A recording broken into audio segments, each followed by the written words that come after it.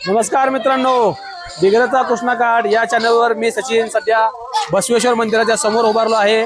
या मंदिराचे आपल्या गावचं प्रसिद्ध मंदिर आहे आणि येत्या महाशिवरात्रीला खूप मोठी यात्रा आहे आणि खूप छान यात्रा आहे। तुम्ही या दिग्रजचा कृष्णाकाठ चॅनल पाहत चला आणि माझ्या यात्रेवरले ब्लॉग देखील पाहत चला। धन्यवाद। यात्रेची जोरदार तयारी सुरू आहे। मंदिरातील मेन पुजाऱ्यांना गावातील चिमुकले हात मदत करत आहेत। मूर्त्यांची वस्त्रे शिवाय पालखीची वस्त्रे एकत्र करून ठेवत आहेत। हे आहे आपले मेन गाभारा आणि मेन गाभाऱ्यातील आपले दैवत श्री बसवेश्वर महाराज।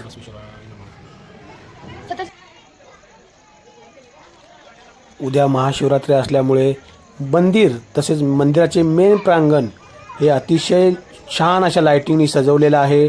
लाइटिंग पूर्णपणे छान अशा बसवेश्वर यात्रेच्या हार्दिक शुभेच्छा।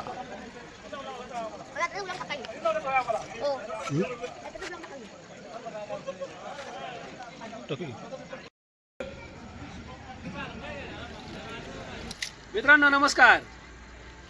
कृष्णा नदी किनारी बसलेलो आहे मी। या ठिकाणी आपण दररोज ब्लॉगिंग करतोय। तुम्ही माझे दिग्रजचा कृष्णाकाठ हे चॅनल पाहतच असाल आणि मजा मस्तीचा अनुभव तुम्ही घेतच असाल, शिवाय त्यातून काही ज्ञान सुद्धा मिळतंय, ते ज्ञान तुम्ही घेत असाल। तर मित्रांनो आता गोष्ट अशी आहे की आपण राहतो मौजे दिग्रज या गावात। सांगली जिल्हा आहे आमचा आणि महाराष्ट्र राज्य आहे। तर आमच्या गावची एक प्रसिद्ध यात्रा असते, एक प्रथा आहे गावात।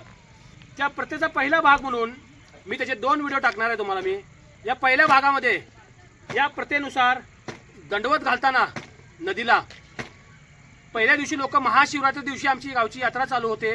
महाशिवरात्रीला लोक दंडवत घालतात। दंडवत म्हणजे या पाण्यामध्ये येतात, पाण्यामध्ये डुबकी मारतात आणि ओल्या अंगानंच देवळापर्यंत प्रदक्षिणा घालतात।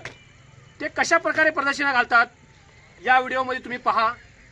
आणि याच्यानंतर देवळाभोवती देखील पालखीची प्रदक्षिणा राहते। व्हिडिओ तुम्हाला मी दाखवतो। थोडंसं नदी किनारी बसलोय संध्याकाळी, ज्या थोडी भीती वाटत आहे। सकाळी आपण ब्लॉग करताना भीती वाटत नाही कारण लोक भरपूर असतात, पण आता एकटाच बसलोय पाण्यात पाय घालून, म्हणून जरा भीती वाट लागले। तर माझे यात्रेचे व्हिडिओ मित्रांनो नक्की पहा। यात्रेचे माझे 2 ब्लॉग राहतील, मौजे दिग्रजची यात्रा या नावाने। आता पहिल्या ब्लॉग मध्ये पाहू आपण की लोक ओल्या अंगानं इथून प्रदक्षिणा घालत कसे देवळाकडे जातात आणि त्या देवाची देखील एक जागृत कहाणी आहे, ती देखील मी तुम्हाला नक्की सांगेन।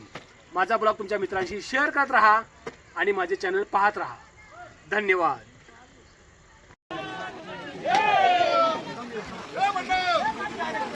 देवाला दंडवत घालण्यासाठी लहान मुलांपासून ते वृद्धांपर्यंत ज्याला शक्य आहे ते नदीमध्ये बुडून ओल्या अंगाने, स्त्री असो पुरुष असो, नवस कोणी बोललेला असतो किंवा नाही देखील असतो, त्याची इच्छा असेल तो दंडवत घालू शकतो।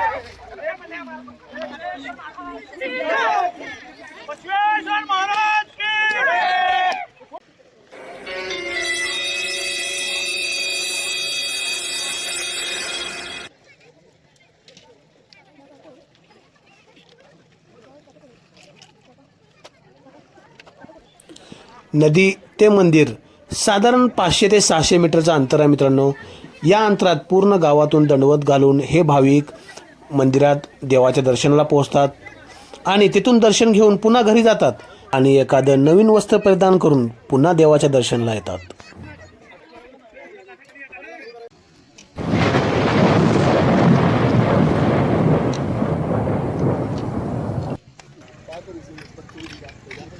नदी किनारी महाशिवरात्रीच्या सायंकाळी हे दंडवत घातले जाते। त्यासाठी भाविक मोठ्या श्रद्धेने हे दंडवत पूर्ण करतात। नदीपासून ते गावाच्या चौकातून लोक श्रद्धेने दंडवत घालतात आणि दुसऱ्या दिवशी अशा प्रकारे कार्यक्रम चालू राहतात। आज हा दंडवतचा ब्लॉग मित्रांनो मी इथे संपवत आहे। माझा पालखीचा ब्लॉग, उद्याचा ब्लॉग देखील नक्की पहा। महाशिवरात्रीचा पहिला दिवस दंडवत, दुसऱ्या दिवशी पालखी आणि तिसऱ्या दिवशी उरूस। धन्यवाद।